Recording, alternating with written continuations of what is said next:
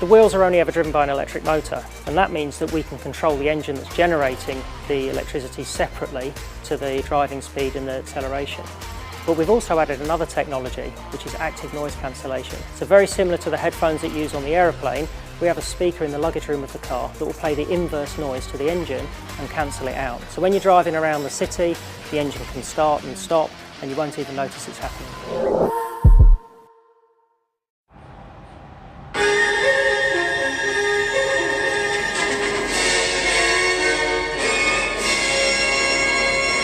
Questions over fracking potential and guns and drugs found in Naracoorte. Good morning, Josh Brydon in the southeast with ABC News. A gas industry analyst says companies may not want to take on the risk of exploring for unconventional gas even after a moratorium on fracking in the southeast ends. A state government bill to lift the moratorium this year is expected to fail in Parliament, meaning the existing expiry date of 2028 would remain. The Institute for Energy, Economics and Financial Analysis's Josh Runciman says exploration costs tens of millions of dollars and gas would likely not be delivered to market for several years. Given that East Coast gas demand is falling and has fallen quite a bit over the past decade and is likely to continue to fall, I think there are real questions about whether the southeast will be fracked at all. Energy Minister Tom Koutsantonis says companies' intentions in the southeast won't be known until after the moratorium ends, but he says the government believes there are significant reserves of gas in the Otway Basin in SA. Our department conservatively estimate there's about 200 petajoules of known reserves. And if you are able to get 20 petajoules a year out of the ground for 10 years, that's the equivalent of every house and business and commercial operation in the state. Police have arrested a man after allegedly finding drugs and 2 unregistered firearms in Naracoorte. On Friday, Naracoorte and Bordertown Police, with the assistance of police firearms dog Amber, searched a property in Naracoorte. Police will allege officers located 2 unregistered firearms and about 4 grams of MDMA. A 26-year-old Naracoorte man was arrested and charged with possessing an unregistered firearm, possessing a firearm without a licence, and trafficking a controlled drug. He was refused police bail and will appear in courts today. A migrant says participating in English classes is helping him get closer to practicing law in Australia 18 months after he moved to the region. Since August, teachers have run the free program at the Naracoorte High School in conjunction with the Migrant Resource Centre, recently receiving a $10,000 grant from the Limestone Foundation. Mohammed Amin Hussaini says he was a qualified lawyer in Afghanistan but will need to complete a bridging course to work in Australia. He says he wants to help the community with his legal skills.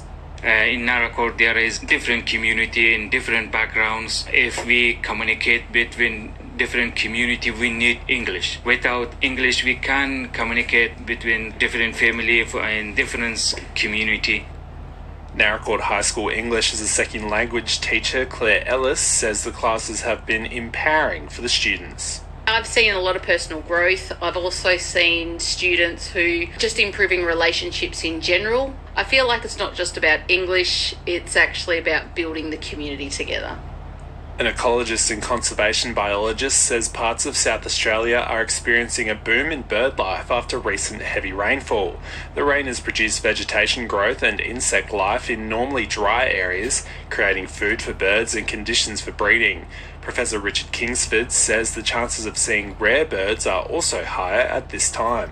Wherever you've got a lot of food, you've got lots of birds. And where you've got lots of birds, you'll have a few more rare birds than you would see during a really bad drought. The diversity increases as well as the numbers. And that's just a reflection of just what an important part of our cycle these boom periods are. And the city of Mount Gambier will mark the town's 150th proclamation anniversary with a tree planting ceremony this morning. Students from 14 schools will help complete the planting of 15 claret ash trees along the rail trail between Crouch Street and Ferris Street, representing each decade of the city's history. It kicks off a broader anniversary program which will take place over the next year, including a planned community photography project. The District Council of Grant says it's had the full debt left by Regional Express Airlines going into administration recouped through a federal government grant. The federal government has announced a funding round for regional councils left out of pocket when the airline entered administration. Rex has since been bought out by US-based Air T. The council's CEO, Gary Button, says the grant, worth around $179,000, covers the entire debt. So that's substantial savings for council, secures the operations of the airport, but also takes that financial hit away from our residents, of which it was not their fault that was incurred in the first place. Mount Gambier's Medicare Urgent Care Clinic says the facility is well patronised by locals almost a year after the previous operators closed. Hawkins Medical Clinic took over in January after the former operator entered liquidation last year. The walk-in clinic has been opened an hour earlier at 9 a.m. and now closes earlier at 7 p.m. Practice manager Debbie Robb says the adjustment has been based on patient trends. We are finding it's helping the community a lot more as our numbers at 9 o'clock in the morning are greater, and we just weren't getting the patients through after 7-ish, which is understandable. Most people at that time, you would think to go to the hospital. More Australian manufacturing could encourage growth in regional areas. The Dean of Adelaide University's School of Management, Professor Andrew Beer, says there's been a substantial decline in local manufacturing since the 1970s. He says the federal government's Future Made in Australia policy is encouraging operators to rebuild a national manufacturing industry. Professor Beer says regional areas are the perfect place for it because of their reliable access to renewable energy sources.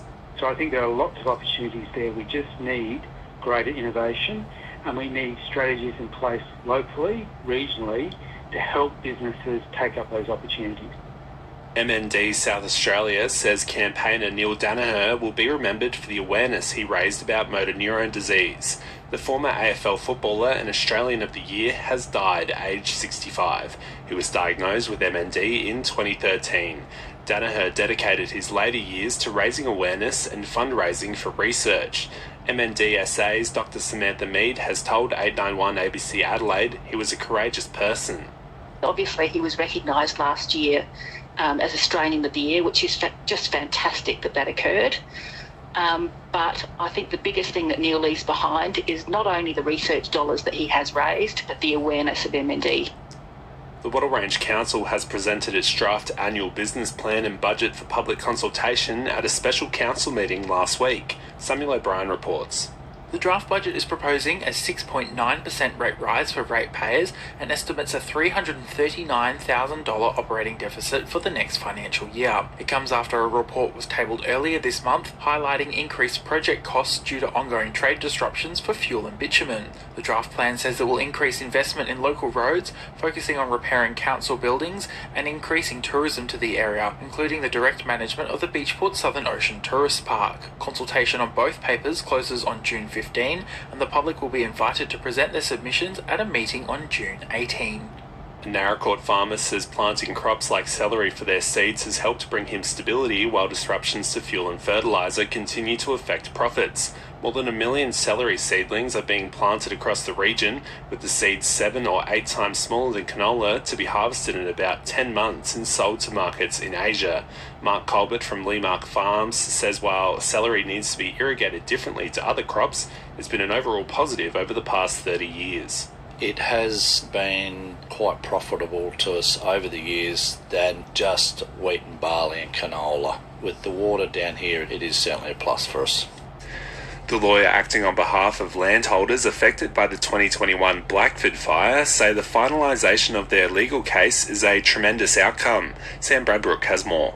South Australia's Court of Appeal has upheld a Supreme Court judgment. The fire, which started in January of 2021, started from a burn pile pastoralist Tom Brinkworth had set fire to 6 months earlier. Mr. Brinkworth died in August of 2020. Liam Campion, a partner at Hall & Wilcox, said his clients had fought long and hard to achieve the outcome. He said the litigation, including a lengthy trial and appeals process, had been funded by the property insurers of the landholders affected by the bushfire, which allowed the victims to seek compensation without being hamstrung by financial resources. The federal government says the decision to stop broadcasting Channel 10 in the Riverland and Mount Gambier markets is a commercial matter. Broadcaster Win says it will stop providing Network 10 channels at the end of the pair's existing agreement on June 30, with Channel 10 saying it's disappointed by the decision. A government spokesperson says it encourages the companies to work together to reach an outcome, and it's working with the industry on the future of free TV as people's viewing habits change. The federal government has announced a major shake-up of the way employment services will be delivered. National Work reporter Bronwyn Herbert. The Employment Minister Amanda Rishworth says Workforce Australia's one-size-fits-all model is failing too many job seekers, and the government is committed to making the biggest reform to employment services in 30 years. The new system will split support into 3 streams, ranging from digital self-help to intensive assistance for those with complex needs. There will also be changes made to mutual obligations for job seekers. The reforms follow criticism the current $2 billion system leaves people pushed into unsuitable jobs or languishing without support. A world-renowned engineer says companies should be moving away from using water to frack and instead use carbon dioxide gas. With the state government moving to lift a ban on fracking in the southeast, Monash University's Professor Ranjith Pathagamaj says using CO2 is more efficient and creates smaller fractures than using water. He says using CO2 would remove the reliance on water and the risk of seismic activity. We need to bring new policies to develop new technologies, simply go away from water-based stimulation to other type of stimulation so that we don't disturb too much the environment. The Australian College of Rural and Remote Medicine says a new online course has been designed to help doctors build confidence in managing ADHD patients closer to home. The peak body for regional medicine says rural patients face long wait times and major barriers to specialist care. The college's Dr. James Best says the new course will support rural GPs who are becoming frontline ADHD clinicians. It almost gets to the point of being a human rights issue. Why should people in rural areas of Australia not have access to the same health services that people in the cities do? A South Australian independent oceanographer says his modelling predicted the algal bloom would be around for longer than estimated. Dr. Jochen Kempf's algal bloom modelling has made him a finalist in this year's SA Environment Awards. He says it's important to understand the significance of forecasts. And the model gives you sort of an idea of where you should do the modeling, because we need to understand, and we can actually improve such models in the future if we take more measurements. A panoramic lithograph showing the town of Robe as it was in the late 19th century has received a rare public showing this month. Alexander Tolmer drew the lithograph in 1869, depicting a moment when the Governor of South Australia was departing the town after a visit. The copy put on display at the Robe Institute is one of only 4 ever made. Robe History Group Chair Mark Ferguson says it gave visitors an interesting glimpse into the town's history. So it sort of captures the moment in 1869. No photographs at that stage, so a really important piece of history and an important insight for us. A decision on extending the operational period of the proposed Wokwine wind farm near Tantanoola has been made behind closed doors. Sam Bradbrook has more. The project was first approved in 2012 but has received 3 extensions to start construction work, the latest in 2023. That decision stipulated the project would need to start construction by May 12 of this year and be finished by May 2028. At a Southern Limestone Coast Regional Assessment Panel meeting last week, members discussed an extension of operative period application in confidence. Their decision remains secret, with the meeting's minutes saying it needs to remain so as it relates to information concerning legal advice or probable litigation. Developer Iberdrola Australia has been contacted for comment. The state government says a $25 million upgrade to the Finger Point wastewater treatment facility will help prepare the Lower Limestone Coast for future population growth. Housing and Urban Development Minister Nick Champion says the works will improve efficiency of the system, allowing for more growth in the region. He says the government's looking to upgrade wastewater systems across the state to allow for more housing. We all like to go to the bathroom in the morning, flush the toilet, and not think about, but of course they say water does have to think about it. And of course them investing this money in the wastewater treatment plant is an essential part of growth in the state, and in particular in this case down in the Limestone coast and Mount Gambier. A man and a woman have returned to the Mount Gambier Magistrates Court pleading guilty to neglecting more than 100 animals. Samuel O'Brien reports. Dylan Thomas and Paige Turner pleaded guilty to failing to comply with an animal welfare notice and mistreating animals, including 4 cats, a dog, multiple chickens and about 150 other birds. The RSPCA told the court inspectors had been to the property in January, February and March last year, observing the animals did not have access to fresh water and were living in poor conditions. The defence said Miss Turner was badly injured in a serious accident and Mr Thomas had become her carer, driving her to Adelaide weekly for appointments, with the inspections occurring after they'd been away for multiple days. Magistrate Carly Schultz adjourned the case to June for sentencing. One of Australia's largest wine retailers says it will sell off several vineyards and wineries and close a McLaren Vale bottling facility in a major restructure. Endeavour Group, which owns Dan Murphy's and BWS, says its Pinnacle wine business will move away from production and refocus as an alcohol retailer. The brands Chapel Hill, Riddoch Coonawarra and Crondorf Barossa will be retained, but the physical assets will be sold off. The Vinpac McLaren Vale bottling facility will also be closed at the end of the year, with just the Anguston facility in the Barossa remaining. McLaren Vale Wine Region CEO Erin Liggett says the decision is disappointing. It's a loss for our industry. It will mean, a lot of job losses, added costs to our small producers that are already struggling in incredibly difficult trading environments. In a statement, Managing Director and Chief Executive Officer Jane Herdlicker says the decisions reflect a clear choice to refocus Pinnacle on its primary role of serving retail businesses and customers which drive growth. She says concentrating on the most valuable brands and assets will help build a more focused private label portfolio. And the Glenelg Shire Council has adopted its first position statement on Aboriginal inclusion in an effort to strengthen Indigenous relationships with the council. Charlotte Wilkes reports. The Council says the adoption of a position statement marks an important step in recognising country and guiding how Council works alongside traditional owners. It's the first time Council has adopted an Aboriginal statement of this kind. Glenelg Shire says it acknowledges it sits on the land of the Gunditjmara, Yardwajali and Boandik peoples who have cared for the land and water for thousands of years. Council says the statement recognises that parts of their shared history have not always been fully acknowledged and commits Council to ensuring Glenelg's history is told with honesty, including the lived experiences of Aboriginal people.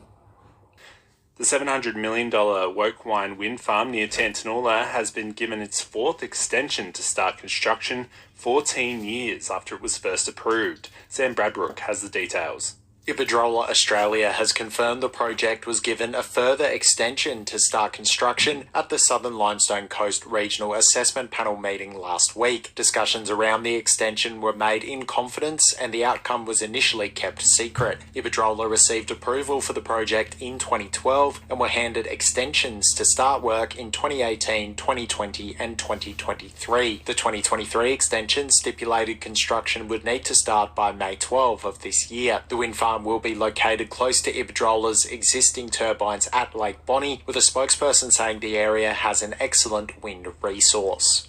A well-known Australian cave diver has travelled to Laos to help rescue 5 men found alive and trapped in a flooded cave. Josh Richards, formerly of Mount Gambier, will land in Laos today to assist with rescue efforts. 7 men entered the cave last Wednesday but became trapped by a landslide triggered by heavy rain, with 2 still missing. Mr. Richards says he was contacted to be a part of the team by the current leader of the rescue, who is a friend. Realistically, I'm being pulled into this, partly because of my experience, partly because of my size. I'm not a big guy at all, and I have a reputation for being able to squeeze into very small, deeply unpleasant underwater places, and that's kind of what we're dealing with in Laos. The CEO of National Seniors Australia says the federal budget's plan to reduce private health insurance rebates for over 65s will lead to increased pressure on the public hospital system. The government has proposed making the rebate consistent regardless of age from April 2027, arguing the move will improve fairness between generations. Chris Grice says the move will mean many older people will stop paying for insurance, putting more pressure on already struggling public hospitals. If you look at the aged care system, we've had these challenges involving our hospital systems, which are run by the state governments. They don't have enough capacity to support these people at the moment. And our concern is 44,000 people would opt out of their private health insurance.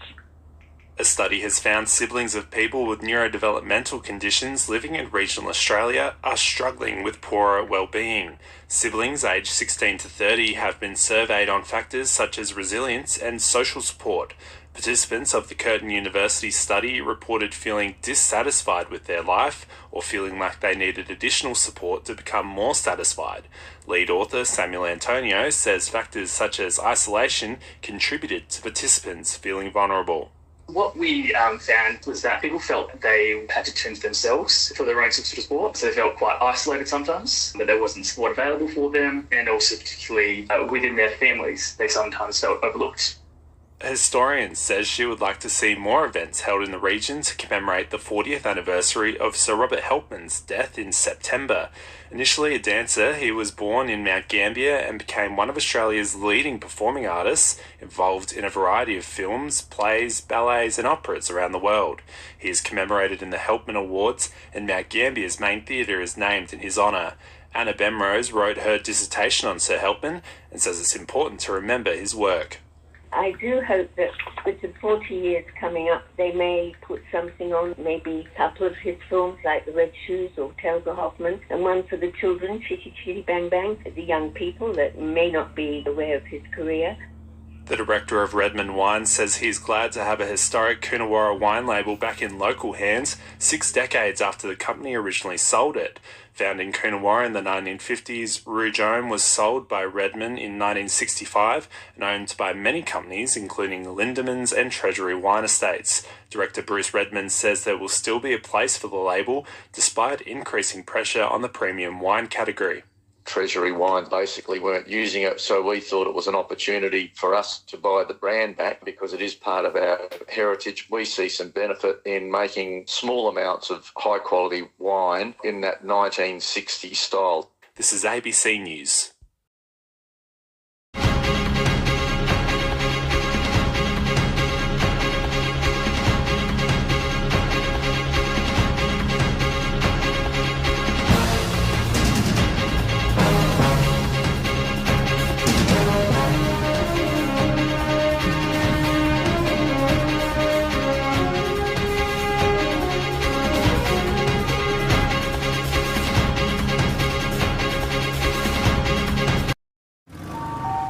Yeah, give me that happy wash.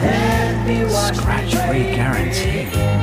Make me feel like a limousine. Happy wash, happy car at OTR.